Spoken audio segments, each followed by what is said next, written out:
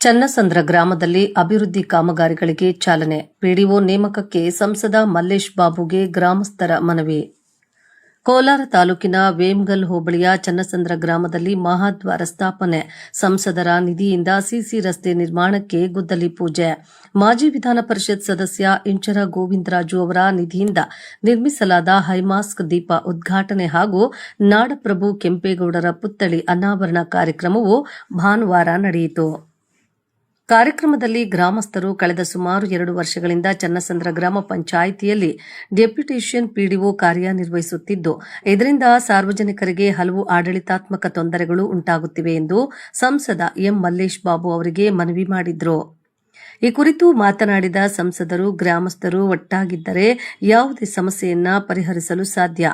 ಪಂಚಾಯಿತಿಗೆ ಶಾಶ್ವತ ಪಿಡಿಒ ನೇಮಕ ಮಾಡುವಂತೆ ಸಂಬಂಧಿಸಿದ ಅಧಿಕಾರಿಗಳೊಂದಿಗೆ ಚರ್ಚಿಸಿ ಕ್ರಮ ಕೈಗೊಳ್ಳಲಾಗುವುದು ಎಂದು ಭರವಸೆ ನೀಡಿದರು.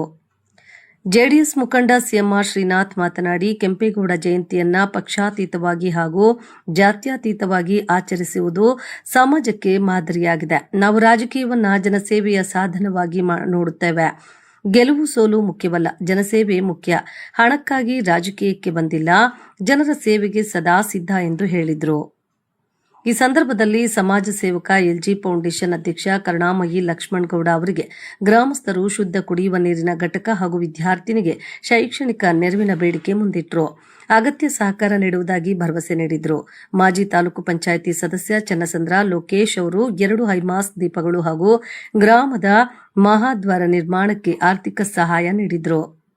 ಕಾರ್ಯಕ್ರಮದಲ್ಲಿ ಮಾಜಿ ವಿಧಾನ ಪರಿಷತ್ ಸದಸ್ಯ ಇಂಚರ ಗೋವಿಂದರಾಜು, ರಾಜ್ಯ ಒಕ್ಕಲಿಗ ಸಂಘದ ಮಾಜಿ ನಿರ್ದೇಶಕ ಒಕ್ಕಲೇರಿ ರಾಮು, ಪಟ್ಟಣ ಪಂಚಾಯಿತಿ ಸದಸ್ಯ ಲೋಕೇಶ್ ಮರಿಯಪ್ಪ, ರವಿ, ರಮೇಶ್, ತಾಲೂಕು ಎಸ್ಟಿ ಘಟಕದ ಅಧ್ಯಕ್ಷ ಗಿರೀಶ್, ಮುಖಂಡರಾದ ಕ್ಯಾಲ್ನೂರು ಸುರೇಶ್, ನವೀನ್, ಲೋಕೇಶ್, ಕಡಗಟ್ಟೂರು ಚಂದ್ರಪ್ಪ, ಕಾಮಂಡಹಳ್ಳಿ ಸುರೇಶ್, ಬೀಚಗೊಂಡಹಳ್ಳಿ ರಾಮೇಗೌಡ, ಕಾಡಹಳ್ಳಿ ಮಂಜುನಾಥ್, ಮುನಿಶಾಮಿಗೌಡ, ಅಮ್ಮನಲ್ಲೂರು ರಮೇಶ್, ಚಾಕರಸನಹಳ್ಳಿ ಅಂಜಿನಪ್ಪ, ಮಡಿವಾಳ ಸುರೇಂದ್ರ, ಮಲ್ಲಸಂದ್ರ ರಾಘವೇಂದ್ರ, ಹುಲ್ಲಂಕಲ್ ಚೆನ್ನಾರೆಡ್ಡಿ, ಛತ್ರಕೋಡಹಳ್ಳಿ ಕುಮಾರ್, ಜಯನಗರ ಕಾರ್ತಿಕ್, ಪಾಡಿಗೇನಹಳ್ಳಿ ಮಧು, ಟಿಪಿ ನಾರಾಯಣಸ್ವಾಮಿ, ದಾಸಪ್ಪ, ಮುನಿಯಪ್ಪ, ಮುನಿಶಾಮರೆಡ್ಡಿ, ರಾಮಣ್ಣ, ಎಚ್ ವೆಂಕಟೇಶ್, ನಿಸಾರ್ ಅಹಮದ್, ರಾಮಕೃಷ್ಣಪ್ಪ, ಮುನ್ರಾಜು, ಅಂಜಿನಪ್ಪ, ನಾಗೇಶ್ ಮತ್ತು ಗ್ರಾಮಸ್ಥರು, ಜೆಡಿಎಸ್ ಪಕ್ಷದ ಮುಖಂಡರು ಉಪಸ್ಥಿತರಿದ್ದರು.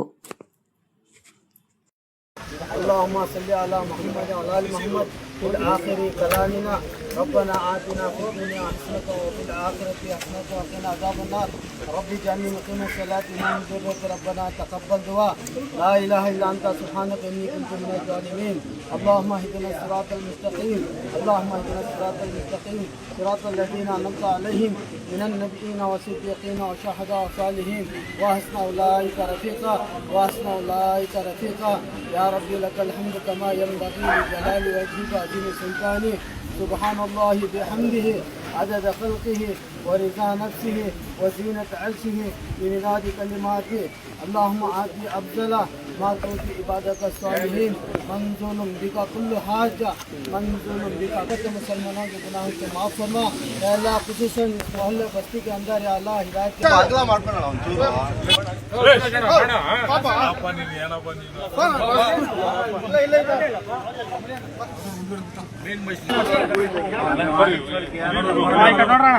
ಈ ಕಡೆ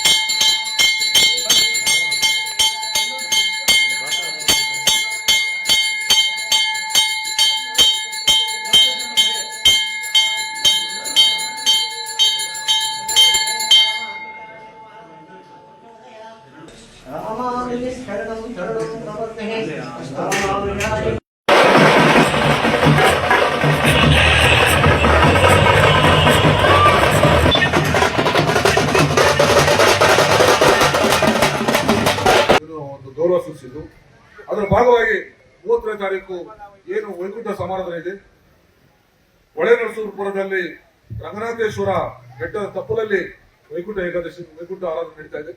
ಹಾಗಾಗಿ ತಮ್ಮಗಳೆಲ್ಲ ಕೂಡ ಮನವಿ ಮಾಡ್ತೀನಿ, ದೇವೇಗೌಡರು ನಮ್ಮೆಲ್ಲರ ಅಚ್ಚುಮೆಚ್ಚಿನ ಮಾಜಿ ಪ್ರಧಾನಿಗಳು, ಕರ್ನಾಟಕದ ಏಕೈಕ ಪ್ರಧಾನಿಗಳು.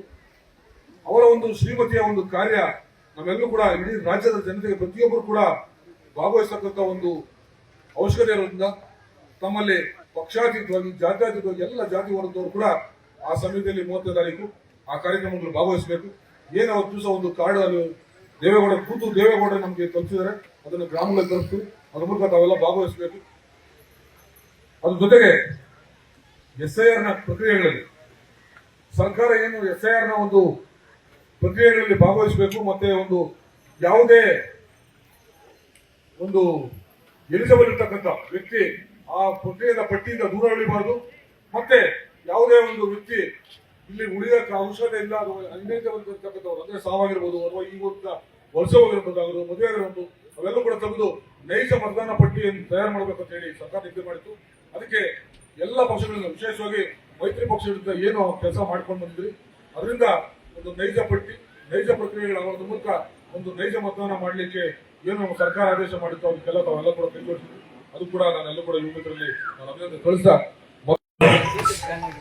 ಎಲ್ಲಾ ಸಮಾಜದವರು